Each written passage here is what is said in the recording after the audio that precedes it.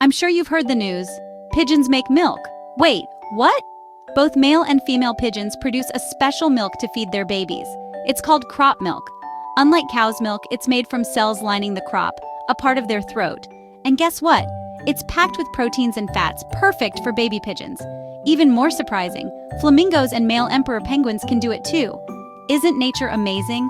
So, next time you see a pigeon, remember, they're more like cows than you thought. Mind blown, right? Hit that like button if you learned something new today.